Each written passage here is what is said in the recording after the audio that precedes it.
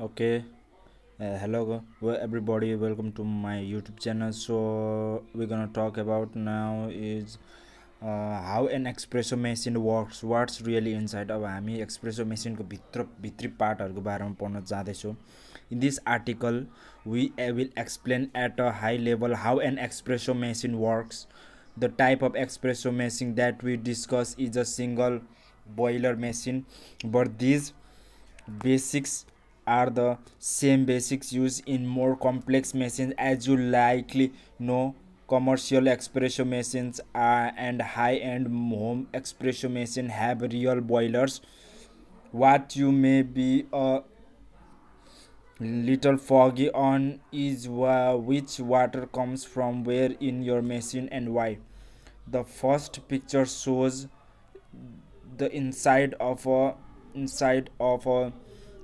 VVM espresso machine, but all espresso machines look something like this. This machine has the cover off, and what we see in the picture is on the right the end of a cylindrical copper boiler with various tubes running around it, and on the left a compressor that connects to some of those tubes. A compressor is an electric motor.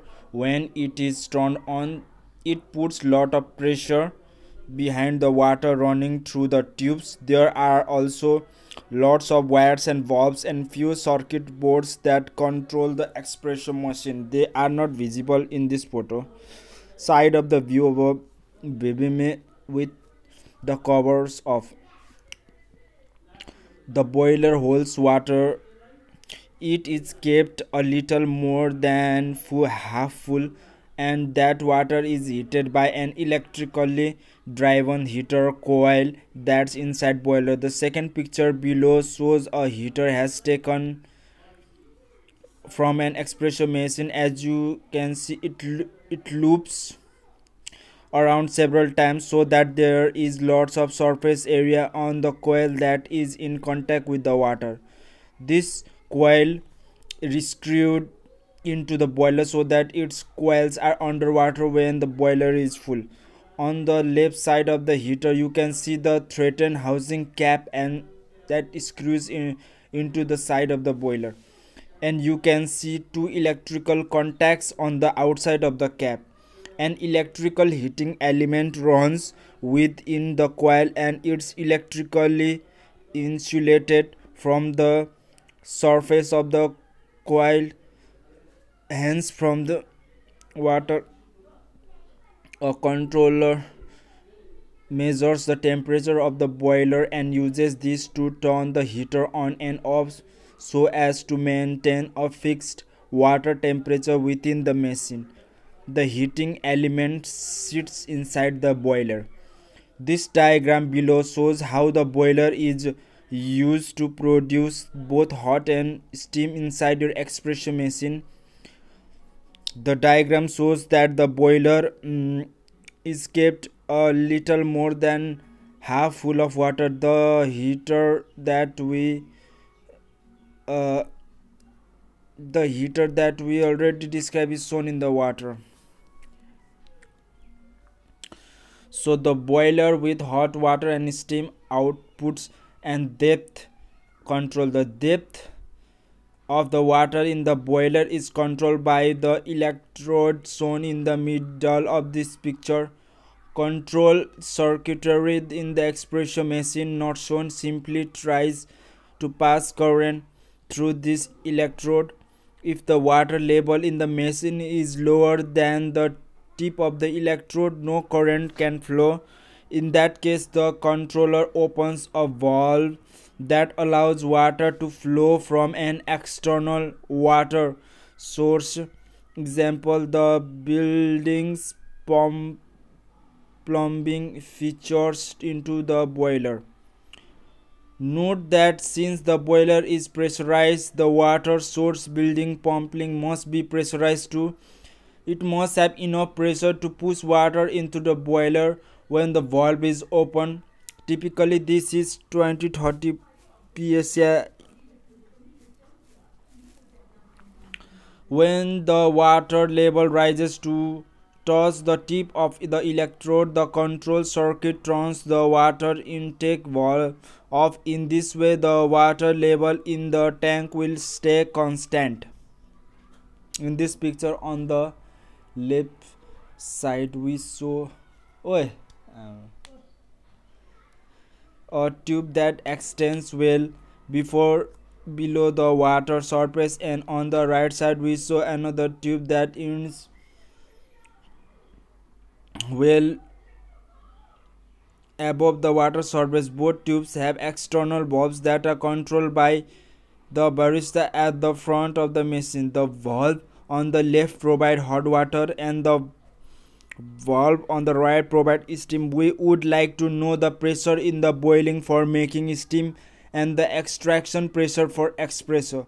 These are both measured with pressure gauge, and the gauge is usually on the front panel of the espresso machine like the gauge shown below. Pressure gauge for the boiler and extraction.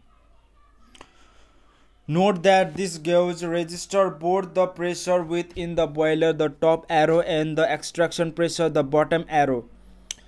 Both arrows should be within their green region.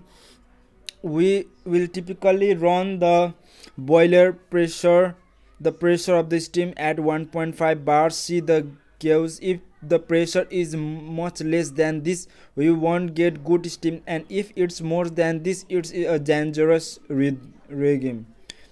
There is a safety valve that will blow and will need replacement if the pressure gets much more than 1.8 bars. The lower reading on the gauge is the espresso extraction pressure. This will not register the pressure until we put a short bar. The pressure should be 9 to 11 bars. When we are not pulling short, this gauge will indicate the water line pressure, your water source. We have explained the water flow for hot and water and steam, but what about the water flow for extracting espresso? Water for espresso does not come from the boiler. It is fresh water that comes in fresh from your building, pumping on your supply line. This is shown in the next figure. How espresso is extracted using the external water source. The water for brewing espresso make a loop through the middle of the figure. The loop path marked with arrows. When the espresso machine is not brewing espresso, the solenoid valve in red disconnects the input from the pump, and pump is turned up. If the pump that will create the pressure 9 to 11 bars net pressure, the pump actually needs to put out a little more than this, as we see. Now note that this loop exists. The group head, usually E61, as we discussed shortly, passes through the solenoid valve normally close to the pump input, goes through the boiler and back in the group head. Usually there's a flow control valve near the group head. Its purpose is to adjust the flow rate so as to control the temperature of the water at the group. The figure below shows this more clearly.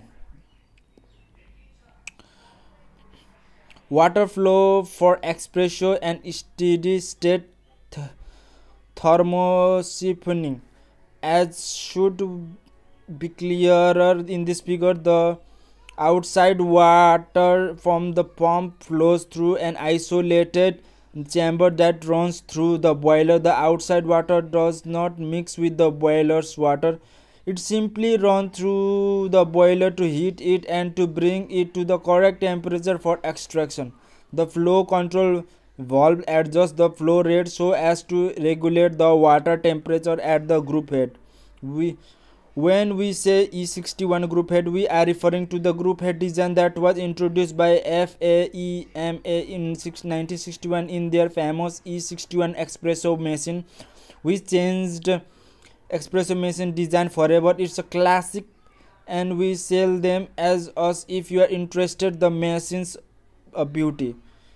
This E61 group head is a heavy metal group head, heavy because it retains heat, which has an elaborate set of chemical running channels running through it. It has a water input for making espresso and a water output. See the picture of the E61 group head below. Hmm.